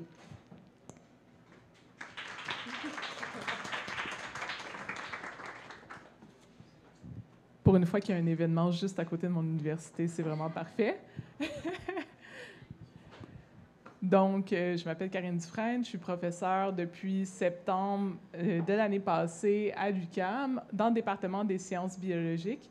Et ma thématique de recherche tourne autour du microbiote vaginal et j'avais envie aujourd'hui de vous expliquer en fait à quoi ça sert. Et je n'ai pas de petit truc. Parfait, merci. Mais en fait, avant de commencer à parler du microbiote vaginal, la grande question, c'est mais qu'est-ce que c'est que le microbiote? Hein? C'est quoi la définition du microbiote? Vous avez peut-être déjà entendu parler de microbiote. En fait, on parle de communautés de microbes. Ça va inclure des bactéries, des virus, différents champignons microscopiques et autres micro-organismes qu'on peut retrouver qui vont résider dans ce qu'on appelle un écosystème. Et en fait, peut-être le microbiote le plus connu, ça va être le microbiote intestinal, où justement tous ces microbes-là peuvent résider tous ensemble. Mais sur le corps humain, on va retrouver plusieurs microbiotes. Vous avez un microbiote de la peau, vous avez un microbiote des voies respiratoires, et celui qui m'intéresse aujourd'hui, c'est le microbiote reproducteur de la femme, et principalement celui au niveau du vagin. Donc, en fait, spoiler alert, le microbiote vaginal, ce que ça a comme fonction, c'est surtout d'assurer la santé de la femme. OK, bon, c'est bon. Donc, dans le fond, de façon traditionnelle, il y a à peu près 20 ans, on a décrit ces communautés-là selon 5 catégories. Et si vous regardez à l'écran, on a 4 catégories qui sont surtout dominées par ce qu'on appelle des bactéries du genre Lactobacilles, et une communauté, la communauté 4, qui est beaucoup plus diversifiée. Au lieu d'avoir juste des bactéries d'un genre, on se retrouve avec des bactéries, dans le fond, très variées, qui n'ont rien à voir une avec l'autre. Et dans les 4 autres catégories, vous avez vraiment cette dominance de lactobacilles. Ça va être important pour la suite. Qu'est-ce qui va déterminer à quoi ressemble votre microbiote? Bien, ça va dépendre de plusieurs facteurs qui peuvent affecter la femme, soit l'ethnicité, l'âge, aussi votre niveau de stress, votre style de vie, aussi vos comportements sexuels peuvent avoir un certain impact par rapport à votre microbiote. Tout ce qui est par rapport au microbiote intestinal peut affecter votre microbiote vaginal, incluant la diète, le microbiote en soi. Je ne sais pas si vous avez entendu, mais assez récemment, de plus en plus, on découvre que le microbiote intestinal va avoir des effets même sur notre cerveau. Mais dans le fond, ça a aussi un effet sur notre microbiote vaginal. On a tout ce qui est contraceptif et surtout les traitements hormonaux qu'une femme peut prendre vont aussi influencer leur microbiote. Puis, on a parlé d'antibiotiques tantôt. Si vous prenez des antibiotiques, que ça tue à peu près toutes vos bactéries, Ça peut aussi affecter celles qui sont au niveau du vagin. Au contraire, si vous prenez des probiotiques, bien, vous pouvez aussi favoriser certaines bactéries au niveau, au niveau vaginal. Et bien sûr, si vous avez une infection par une bactérie ou un micro-organisme qui est peut-être un peu plus dangereux, ça va aussi influencer ce microbiote-là. Donc, je vous ai dit, on a surtout une dominance de ce qu'on appelle les lactobacilles, mais qu'est-ce que ça fait en bout de ligne? Mon Dieu, quand je me tourne, je n'entends plus rien. Et dans le fond, les lactobacilles ont plusieurs fonctions qui sont reconnues comme étant bénéfiques. On peut commencer par penser au niveau des cellules du système immunitaire. Ils vont avoir une fonction de bien moduler l'activité de ces cellules immunitaires pour vraiment permettre une bonne santé de la femme. Sinon, il y a plusieurs facteurs ici que vous voyez, dont l'effet de barrière qui... les lactobacilles vont prendre tout l'espace et empêcher la croissance de d'autres microbes dans l'espace vaginal. Donc, ils prennent tellement d'espace qu'il n'y a juste pas de place pour n'importe quelle bactérie qui pourrait être moins intéressante à s'installer. Ils vont produire aussi plusieurs types de molécules qui vont empêcher la croissance des bactéries ou des autres microbes, entre autres ce qu'on appelle des bactériocines, qui est un peu une toxine envers d'autres bactéries. Il y a du peroxyde aussi qui va être produit au niveau du vagin qui peut empêcher la croissance des bactéries. Et principalement, son effet numéro 1, c'est au niveau de la production de ce qu'on appelle l'acide lactique. Donc, les lactobacilles produisent cet acide lactique qui va acidifier le vagin. Donc, le vagin devient super acide et bien, ça devient un environnement qui n'est pas intéressant pour les bactéries à vivre. Ce qui fait des lactobacilles des bactéries, puis dans le fond, des communautés qui vont être dominées par les lactobacilles, dans le fond, des communautés qui sont beaucoup moins à risque par rapport à notre santé, tandis que la communauté que je vous ai présentée, qui est un peu plus diversifiée, qu'on appelle la communauté mixte, va avoir beaucoup plus de risques pour la santé. Quand je dis risque pour la santé, ça ne veut pas dire que la personne va être malade, mais on obtient un petit peu plus. On échange? Parfait. Merci. Allô? Ouais? Allô? Ouais, OK, parfait. Ouh. Parce que là, je savais qu'il était près de ma bouche. Donc, dans le fond, dans le cas où on a une communauté qu'on dit mixte, on a un peu plus de risque pour notre santé. Par contre, ça ne veut pas dire que la personne qui présente une communauté mixte va être malade. Et quand on parle de risque pour la santé, de quoi on parle? Bien, entre autres, il y a des risques au niveau de la fertilité de la femme. Donc, juste le fait de pouvoir devenir enceinte peut être un peu plus compliqué, basé sur les communautés vaginales qu'on a. On peut aussi avoir des grossesses qui ne se rendront pas à terme dû aux risques reliés aux bactéries au niveau vaginal et tout ce qui est infection. Donc, si vous pensez des infections qu'on peut retrouver au niveau sexuel, ça va être, par exemple, des infections par le virus du VIH. Vous allez avoir différentes infections comme la syphilis, la chlamydia, la gonorrhée, qui ont un peu plus de risque d'arriver en présence d'une communauté qui ne sera pas dominée par les lactobacilles. Donc, si on a ces lactobacilles-là, comment ça se fait qu'il y a encore certains risques, en fait? Comment ça se fait qu'il y a quand même une population mixte qui existe? Mais en fait, si on regarde la même femme à différents moments de sa vie, ici on parle là, en termes de jours, on va voir qu'elle n'est pas nécessairement toujours dominée par les lactobacilles. C'est très changeant à travers le temps. Et en fait, si on regarde différentes femmes, on n'a pas le même patron en termes de communauté chez chacune de ces femmes-là. Certaines femmes, comme la femme 2, va toujours être dominée par les lactobacilles, il n'y a pas de problème. On est avec un risque réduit. Tandis que si on regarde la femme 4, ben elle a toujours une communauté mixte, toujours une communauté plus diversifiée qui apporte plus de risques pour sa santé. Donc, on ne comprend pas encore vraiment comment tout ça se produit. On a des petites pistes de solutions, C'est justement un gros sujet du moment sur ce qui est du microbiote vaginal. Mais si, plutôt que regarder quelques jours, on regarde toute la vie d'une femme, de son enfance jusqu'à l'âge âgé, ça fait du sens. Mais dans le fond, une jeune fille, avant les menstruations, va avoir peu de nos lactobacilles, qui sont tant importants pour notre santé. À cause qu'on a moins de lactobacilles, on a moins de l'acide lactique dont on parlait, qui est donc important pour les effets bénéfiques, ce qui fait que le pH, normalement, du vagin pour une jeune fille est vraiment plus élevé normalement, donc beaucoup moins acide.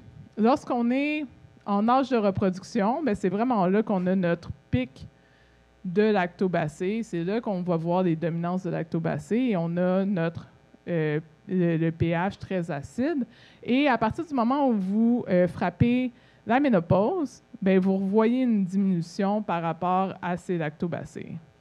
Est-ce que quelqu'un veut tenter de dire quel facteur pourrait influencer ces lactobacilles en sachant c'est quel moment de la vie qui est affecté? Est-ce que vous savez qu'est-ce qui arrive à l'âge de reproduction chez la femme? Les hormones, les estrogènes. Fait que c'est justement la raison pourquoi on a des lactobacilles au niveau du vagin, c'est parce qu'il y a production d'estrogènes principalement. En fait, l'estrogène sert comme un signal pour les cellules vaginales pour produire des sucres. Et ce sucre-là, principalement, c'est du glycogène, qui est le sucre préféré de nos lactobacilles.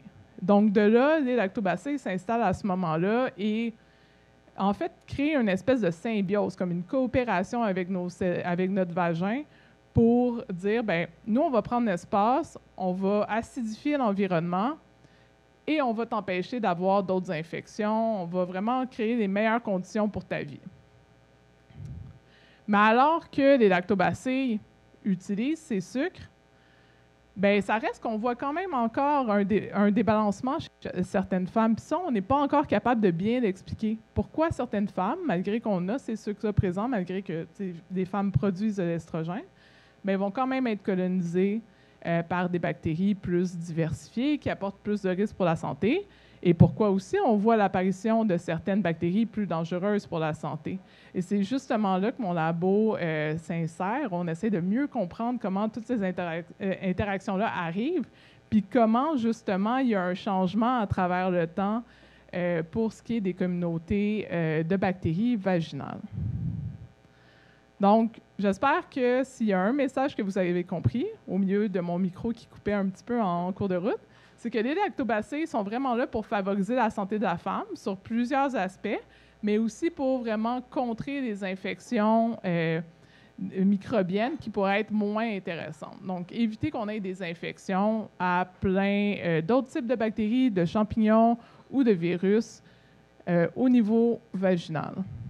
Et sur ça, en fait, je vous ai dit, j'ai commencé mon labo, on est rendu avec une petite armée, toutes des femmes pour l'instant, malheureusement. Il paraît que parler de vagin, ça attire surtout des filles, qui sont en train de travailler justement à répondre à ces questions-là. Donc, j'ai terminé. Merci.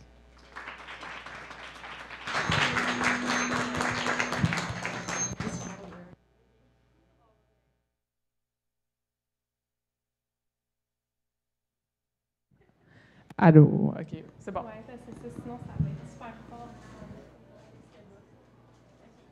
C'est beau. Est-ce qu'il y avait des questions?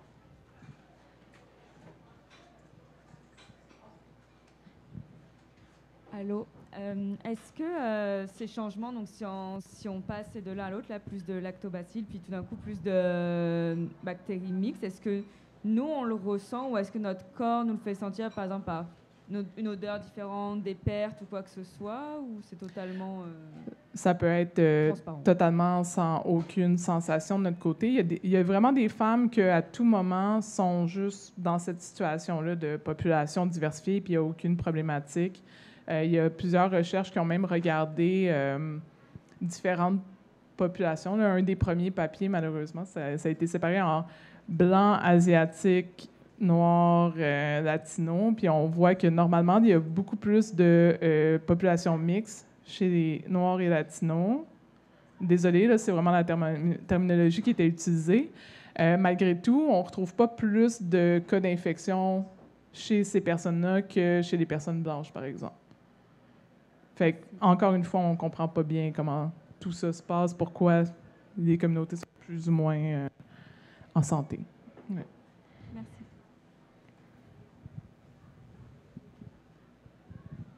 Merci beaucoup. J'ai entendu des affaires par rapport aux les enfants qui naissent par le tube vaginal. Ouais. Qu'il y a comme un processus qui sont exposés à des bactéries puis ça change leur système immunitaire. Est-ce que c'est lié à ces bactéries-là ou c'est comme la communauté mixte? Ou... C'est relié directement à ces bactéries-là. Donc, justement, c'est super important au début de vie. On ne va pas réussir. Hein? Donc, c'est les premières bactéries auxquelles tu es exposé. Puis même aujourd'hui, j'ai une petite nièce de 1 an et demi. Donc, quand un bébé naît, s'il naît par voie qui n'est pas naturelle, on est rendu à leur mettre un petit peu des bactéries de la mère pour comme, leur donner une meilleure défense immunitaire. C'est vraiment les premières bactéries que le bébé voit, en fait, qui vont vraiment peupler après ça les intestins et toutes les autres zones du corps. Donc, sont vraiment importantes. Ouais.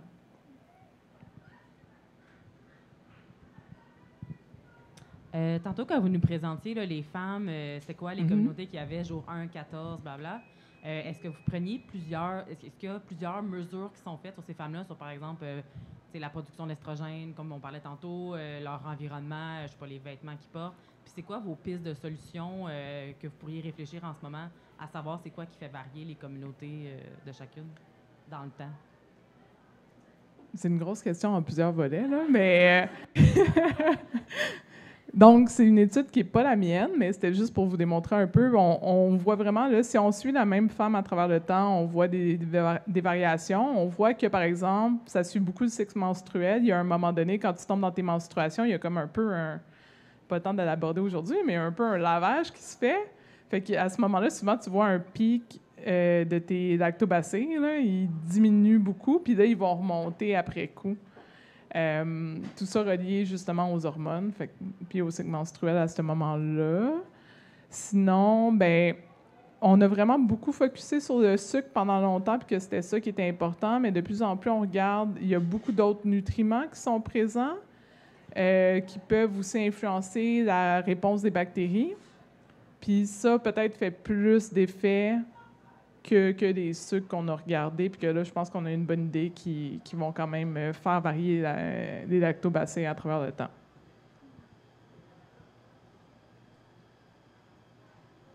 Moi, j'ai une question, oui? si on a encore le temps.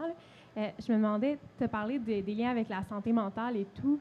Qu'est-ce que tu peux élaborer par rapport à ça? Est-ce qu'il y a des liens avec le microbiote vaginal puis la santé mentale? Est-ce qu'un influence l'autre ou vice-versa? Mon Dieu, on est vraiment loin de faire ce stretch-là, mais pour l'instant, c'est surtout au niveau du microbiote intestinal qu'on reconnaît des liens par rapport à la santé mentale. Fait que notre microbiote intestinal est important pour éviter la dépression, etc. C'est un peu moins mon sujet d'expertise, mais définitivement, on reconnaît de plus en plus l'effet de nos microbes, de notre corps, sur notre corps humain. T'sais, dans le fond, c'est un peu comme si on ne pensait pas par nous-mêmes, puis que ça se passait avec nos bactéries.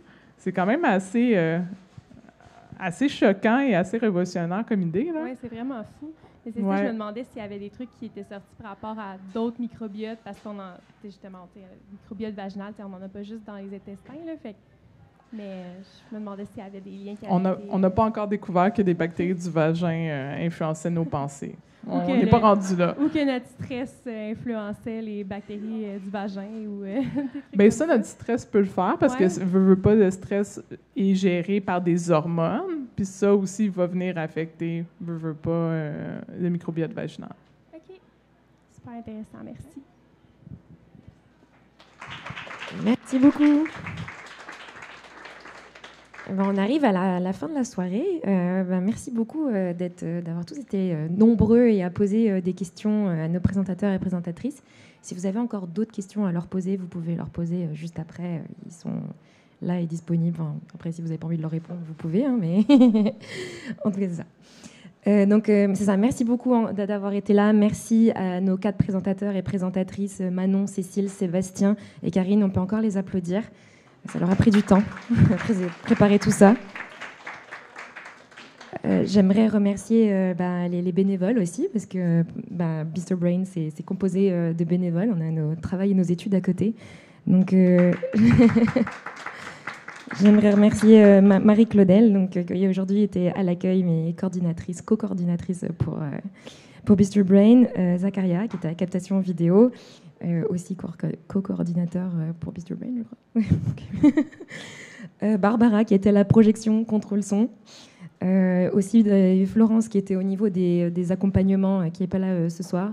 Et moi-même, qui était aussi aux accompagnements avec Manon. Et puis, on aimerait aussi remercier le pub L'Île Noire. Ce soir, on avait au service Kyrian et à la cuisine Tanemi. Ah, elle est partie. Ok, c'est pas... Laurie. On remercie encore une fois nos commanditaires de la soirée, donc les Fonds de recherche Québec, les FRQ et le quartier Ville-Marie. Et bien sûr, nos collaborateurs, le Centre Innovation Biomédicale et la chaire... Pato, Evo, voilà. Je me souviens plus, Eco, Evo, Pato. Fait que, comme je vous en avais parlé au début, un petit teasing, c'est qu'on va avoir un quiz maintenant. Donc, on va utiliser le QR code que vous pouvez passer sur vos téléphones. Et si vous avez été bien attentif, peut-être gagner des consommations. On aura 3 gagnants à la fin. Donc, on vous laisse un 10 minutes pour parler, remplir vos questions, etc. Et on vous annoncera à la fin les gagnants et gagnantes. Et pour ceux qui nous quittent maintenant, si jamais, on veut juste vous rappeler notre prochain événement de Bistro Brain, qui sera le mardi 6 mai sur la santé mentale à l'université. Donc un sujet super intéressant et très contemporain. Donc on vous invite à nous rejoindre à nouveau le 6 mai. Merci beaucoup.